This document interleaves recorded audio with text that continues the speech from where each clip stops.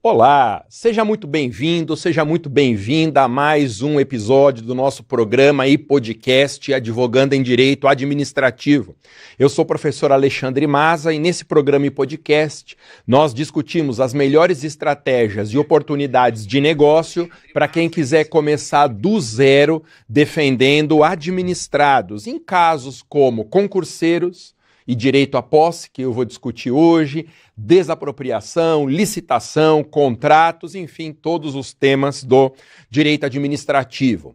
Lembrando que o objetivo dessas lives e podcasts é advogarmos juntos nos seus casos de advocacia. Então, se aparecer no seu escritório um caso em que você precise de ajuda em qualquer nicho, entre em contato comigo pelo Instagram, manda uma mensagem direta no perfil @professormaza que a gente vai discutir os termos da parceria. Lembrando ainda que estão abertas as matrículas dos meus cursos de advocacia tributária e advogue para servidores públicos. Você encontra o link para assistir um vídeo explicativo dos dois cursos e garantir a sua vaga na minha bio do Instagram, sempre no perfil @professormaza. E hoje eu vou falar de um subnicho na defesa de servidores públicos, que é a defesa de concurseiros.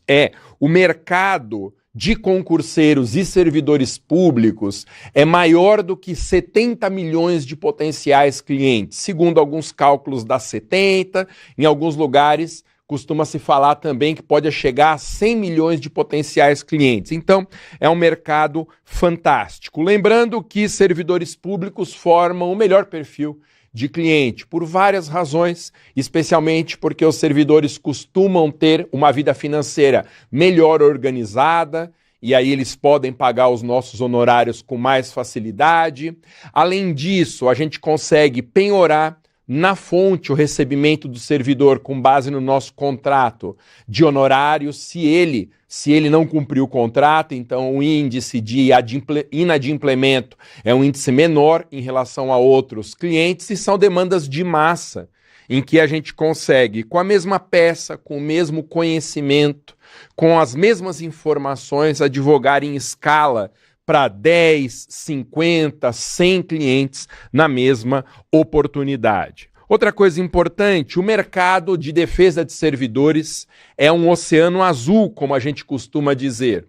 Ou seja, é um mercado sem muita concorrência especializada. É claro que há advogados que defendem servidores, mas como especialistas na defesa de servidores, não há concorrência.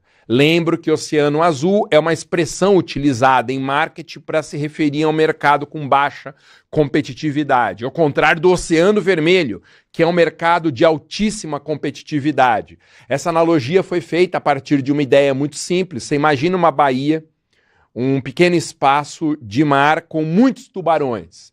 Com certeza o oceano será vermelho, porque cada vítima do tubarão que cair na água vai gerar muita disputa entre eles, vai sangrar muito. Ao passo que no Oceano Azul nós temos uma baixíssima concentração de tubarões e aí o ambiente é um ambiente menos competitivo. Pois é, então essas são algumas das vantagens de defesa de servidor público. Lembra que, como eu disse, servidor nunca dá cano, ou é muito raro dar cano, porque a gente consegue receber os valores por meio dessa penhora dos vencimentos. O servidor tem uma receita fixa mensal, como todo mundo sabe, então é mais fácil dele se organizar para pagar os nossos honorários, e aí a gente escapa desse problema que é se tornar refém da advocacia. Eu sempre digo isso, o nosso objetivo não é viver para a advocacia, mas viver da advocacia. A advocacia tem que nos prover condições, inclusive condições financeiras, de uma sustentação digna, pagar as nossas contas, fazer algumas retiradas, tudo que uma profissão comum traz. A advocacia tem que viabilizar isso para a gente. Então essa ideia do advogado como refém da profissão é uma ideia que nós não buscamos, porque ela não é saudável em nenhum sentido. Ô Maza, já que nós vamos bater um papo sobre concurseiros, o que nós consideramos como potenciais clientes concurseiros? Então, Dentro do serviço público brasileiro, existem 3 categorias de agentes públicos que dependem da aprovação em concurso. Em primeiro lugar, empregados públicos seletistas são potenciais clientes nossos, ou quem presta concurso para empregados públicos seletistas. Também concurseiros para cargos estatutários, lembrando que os seletistas normalmente estão em empresas públicas e sociedades de economia mista, e os estatutários, eles são encontrados na administração direta, o executivo, legislativo, judiciário, autarquias e fundações governamentais de direito público. Todo mundo que presta concurso para ser estatutário ou empregado público seletista faz parte do universo de captação dos chamados concurseiros. E há um caso que muita gente esquece, que é um caso muito importante de concurseiros também, são os indivíduos que prestam concurso para atividade notarial, os registradores e tabelionatos. Por que que esse é um caso muito específico, muito destacado, muito importante? É porque esses concursos são de altíssima remuneração. Como você sabe, notários e registradores ganham muito dinheiro, especialmente se o cartório for de registro de imóveis. Então, é uma disputa bastante acirrada. O perfil do candidato é ligeiramente diferente do perfil dos demais concurseiros, porque há casos até de desembargadores aposentados, ocupantes de grandes cargos públicos ou advogados com escritório estabelecido que estão dispostos especificamente a deixar o cargo, deixar as suas funções para prestar esse concurso. De modo que nós temos um perfil melhor equipado financeiramente para pagamento dos nossos honorários. Ô Maza, você falou muito da advocacia na defesa de servidores, mas por que concurseiros são bons clientes, Maza? Primeiro, porque é um mercado gigantesco. A estimativa mais exata é no sentido de que existem no Brasil cerca de 50 milhões de interessados em concurso público, 50 milhões de concurseiros, mais pelo menos 10 milhões de servidores aposentados e ainda 11 milhões de servidores na ativa. Então é um mercado absolutamente espetacular. Segunda vantagem de advogar para concurseiro é que é um mercado que só vai crescer.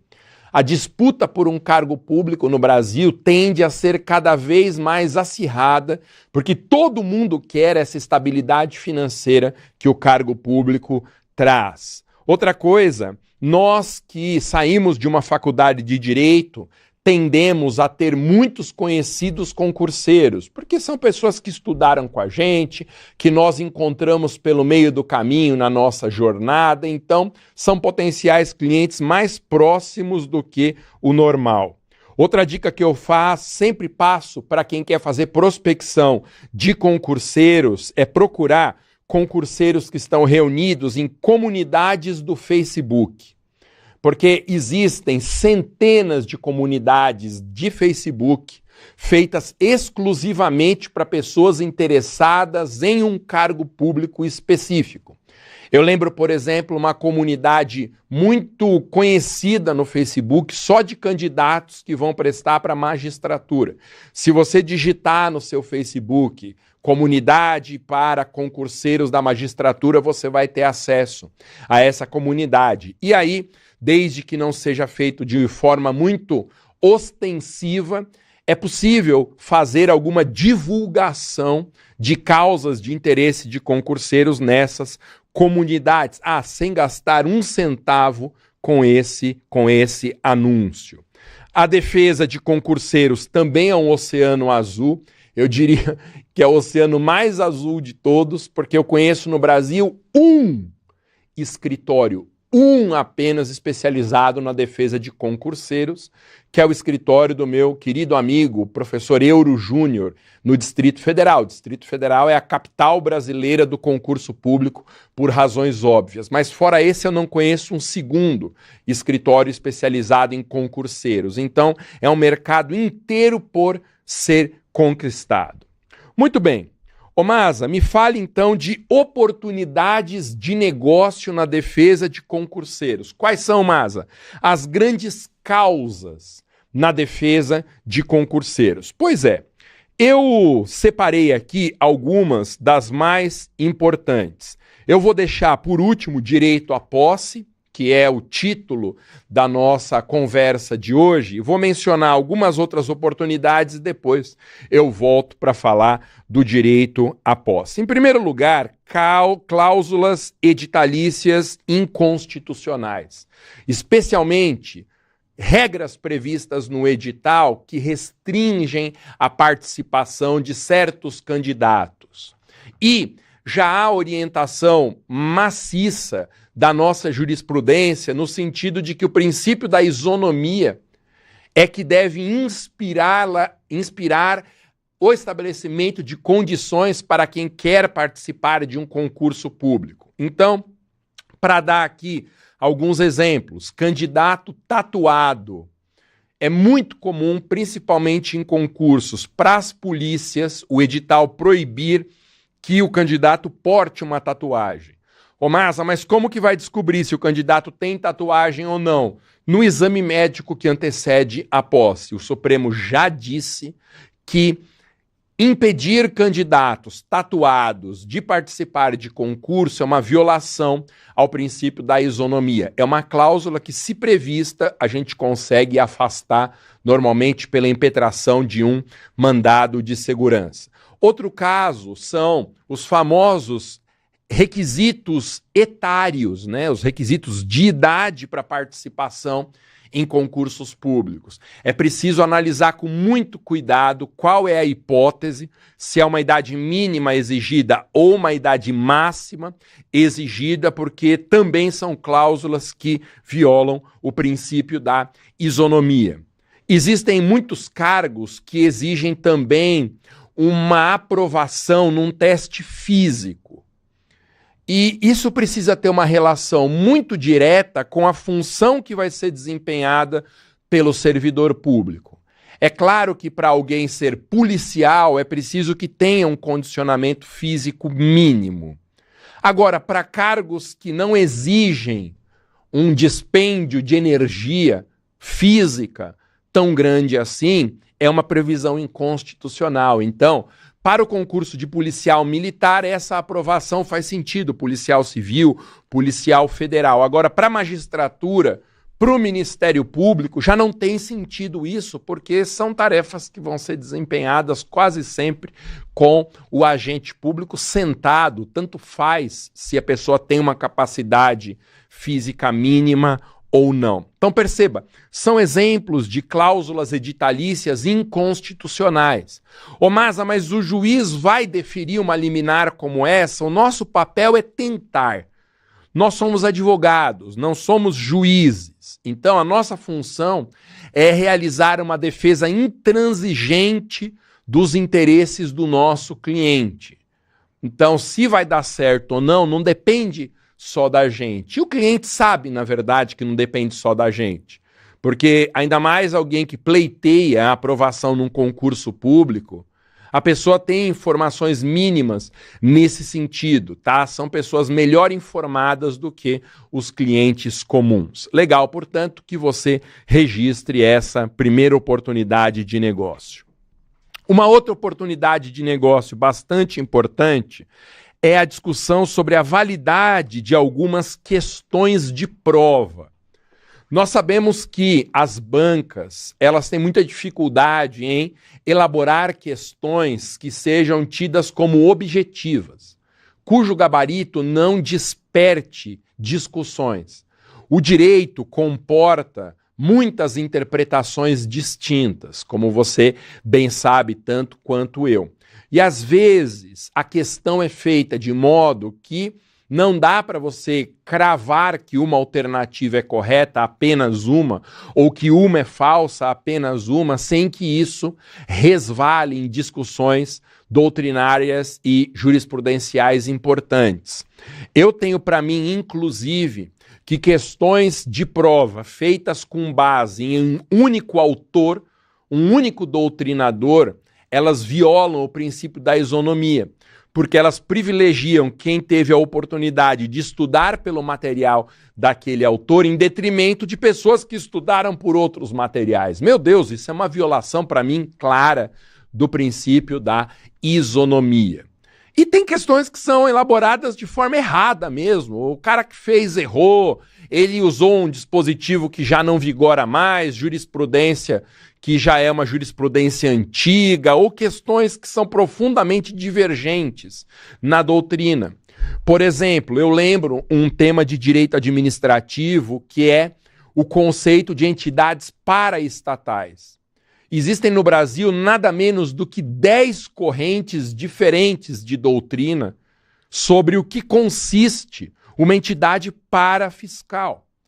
Ora, ou paraestatal, dá na mesma. Ora, como que eu posso fazer desse tema uma questão de prova se o gabarito correto pode indicar 10 respostas distintas?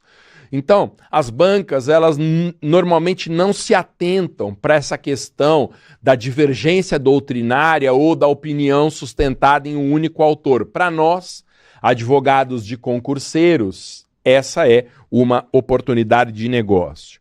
Aí você pode me perguntar assim, ô Maza, mas o judiciário vai entrar nessa questão, se a pergunta tem resposta objetiva ou não tem? Nós precisamos tentar, como eu disse agora há pouco. Cada vez mais o judiciário compreende que há sim uma margem de liberdade para a elaboração da prova, mas essa margem de liberdade ela encontra limites, de modo que é preciso que a resposta seja objetiva. Nesse sentido de que ela se baseie não apenas na posição de um autor, mas em algum tema que seja abordado por mais de um. Outra oportunidade de negócio que existe na defesa de concurseiros é o julgamento dos títulos. Você sabe que os concursos públicos, na maioria das vezes, têm uma fase de provas e uma fase de títulos. A fase de provas é eliminatória, a fase de títulos ela é classificatória. Ou seja, é muito importante para questões de desempate na prova de questões que haja um julgamento justo dos títulos exigidos no edital. Então, a questão que mais dá polêmica é em relação à pós-graduação, diploma de pós-graduação, se vale pós-online, se tem que ser só pós-presencial, isso é um julgamento de títulos. Às vezes, um ponto a mais que seja outorgado a um candidato já vai mudar a posição dele em dezenas e dezenas de outras posições na lista de espera. Então, é importante que você deixe no seu radar também como uma oportunidade de negócio o julgamento dos títulos num concurso que seja de provas e títulos. No entanto, como diz o título da nossa live, a oportunidade mais importante em termos financeiros na defesa de concurseiros é o direito à posse. Quando que um candidato passa a ter direito subjetivo à nomeação num cargo público? Então, essa questão ela exige algum cuidado. A regra geral no Brasil é que a aprovação em concurso público não traz direito adquirido à posse do aprovado, mas apenas o que se chama de expectativa de direito. E o que é a expectativa de direito? Eu costumo dizer que expectativa de direito é nada. Não está 100% correto falar isso, porque tem lá alguma vantagem em relação aos demais candidatos, mas basicamente a expectativa de direito, eu digo que é nada, porque ela não é exigível judicialmente. Então a pessoa que passa num concurso público, como regra, não pode entrar com uma ação judicial exigindo a posse, porque a expectativa de direito não tem essa contemplação do direito à posse. E acontecem situações, no entanto, em que a expectativa de direito ela passa a ser um direito adquirido. Quais são essas situações? A compreensão dessas situações exige que, ou é exigida para que a gente consiga identificar direito adquirido à nomeação. Então vamos lá. A regra é que não há direito adquirido à nomeação, mas apenas expectativa de direito. Quando que uma expectativa de direito, no entanto, se converte em direito adquirido, em direito subjetivo à nomeação? Precisa existir, segundo eu ensino no meu manual de direito administrativo, algum fato jurídico conversor que transforme a expectativa de direito sem exigibilidade num direito adquirido ou direito subjetivo com exigibilidade judicial. Eu estou tratando aqui de direito subjetivo e direito adquirido como sinônimos, porque a jurisprudência faz isso, embora doutrinariamente a gente possa apontar uma ou outra diferença em relação a esses dois institutos. O que a jurisprudência exige, tanto dos tribunais superiores como do CNJ, é que haja um ato inequívoco da administração demonstrando a necessidade de preenchimento da vaga. Ou seja, tem que ter algum elemento ou do mundo fático ou previsto no edital que demonstre que a administração está precisando fazer aquela nomeação. Tem muitos exemplos, mas eu quero que você fique com essa informação de que qualquer situação considerada um ato inequívoco da administração que demonstra a necessidade de preenchimento de vaga, ainda que seja um caso que eu não comente aqui, você pode usar a jurisprudência do CNJ, do STF e do STJ nesse sentido. Eu vou mencionar alguns casos aqui só para iluminar, exemplificando a situação. Primeiro caso muito conhecido é de preterição de ordem classificatória. O que é preterição de ordem? Quando a administração pública salta alguém na lista de aprovados, ela pula o nome de alguém. Por exemplo, ela chama o primeiro, o segundo, o terceiro, aí no quarto ela pula e vai para o quinto, sexto. Veja, se eu estou nomeando candidatos que estão numa posição posterior ao candidato, é porque eu preciso preencher a vaga. E esse que foi preterido passa a ter direito adquirido à nomeação. Claro que o direito adquirido exige que nós briguemos por ele, é preciso ir na justiça fazer valer esse direito adquirido. Mas é importante que você saiba, a preterição de ordem gera direito subjetivo à nomeação do preterido. Que mais? Um outro caso muito conhecido, número de vagas indicado no edital. Se o edital diz que existem 50 vagas em aberto para o concurso da magistratura em algum estado, é porque a administração está precisando de pelo menos 50 aprovados. O edital ele é um ato inequívoco que demonstra a necessidade do preenchimento da vaga. Então, se o edital diz que são 50 vagas em aberto, a administração tem que nomear, se houver, pelo menos 50 candidatos. Às vezes não passam os 50, o que é um outro problema. Mas quando é anunciado um número de vagas no edital, a administração tem o dever de dar posse, se houver, a pelo menos essa quantidade de aprovados. Importante, essa situação de passar dentro do número de vagas anunciadas no edital não gera um direito adquirido imediato à nomeação, porque a administração tem o prazo de até 2 anos, com uma prorrogação por igual período, para fazer a nomeação. No caso anterior da preterição de ordem, o direito é imediato, ele surge imediatamente após a preterição. Já no caso de passar dentro do número de vagas, tem que esperar a validade do concurso mais uma prorrogação por igual período.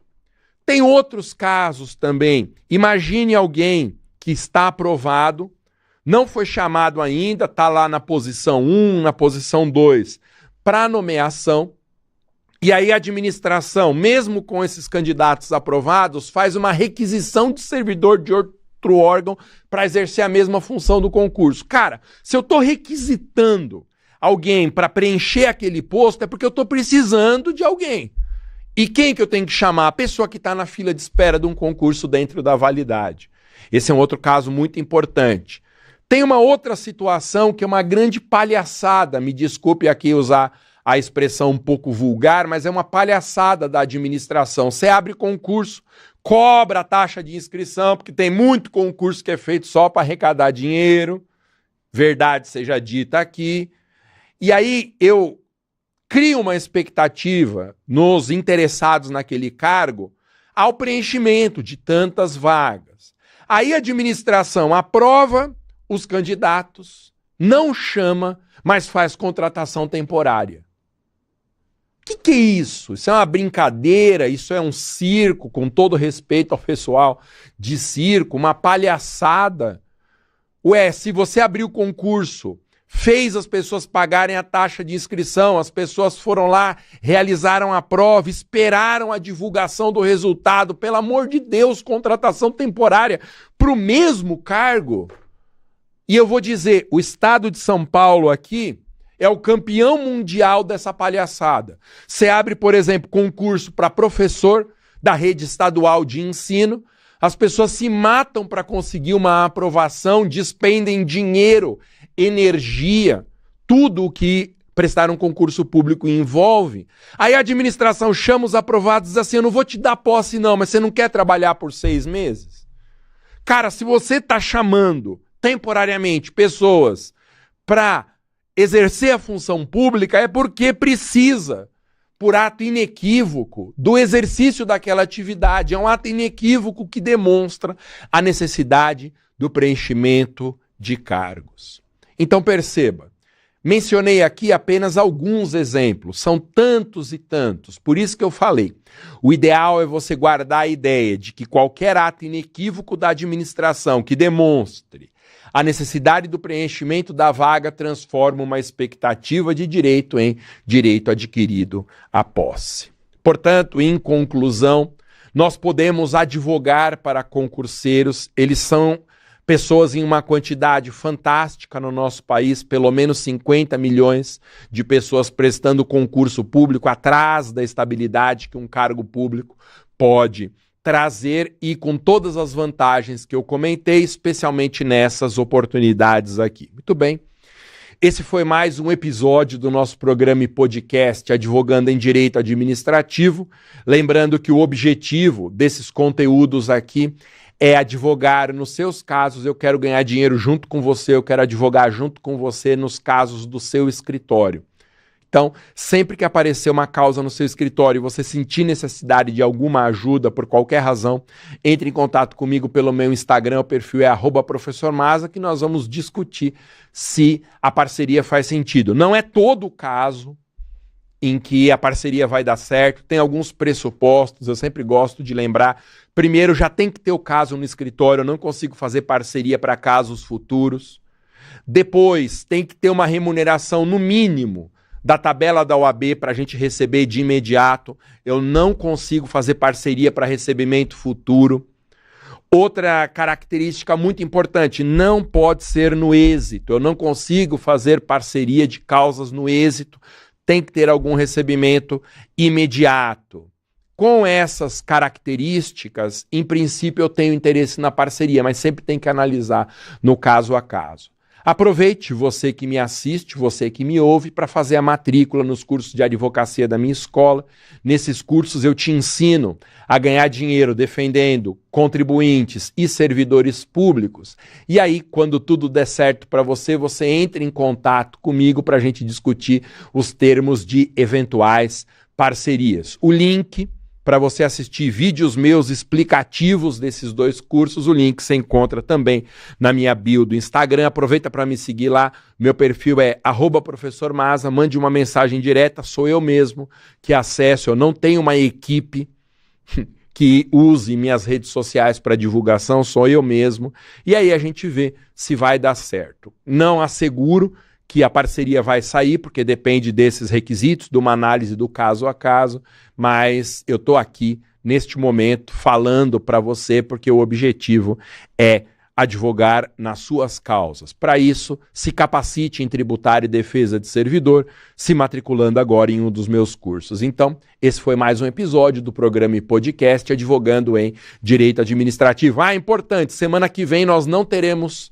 lives e podcasts, tá bom? Semana que vem eu não vou estar no Brasil, vou aproveitar aí as férias para sair rapidinho com a família, para dar um passeio ali na Argentina, então não teremos nem a live de terça-feira, advocacia tributária, nem da próxima sexta, advogando em direito administrativo. Nos veremos, se Deus quiser, daqui a 15 dias. Valeu? Muito obrigado pela sua participação, sua presença, sua audiência nos podcasts. Nos veremos daqui a 15 dias. Até mais, muito obrigado. Valeu, tchau.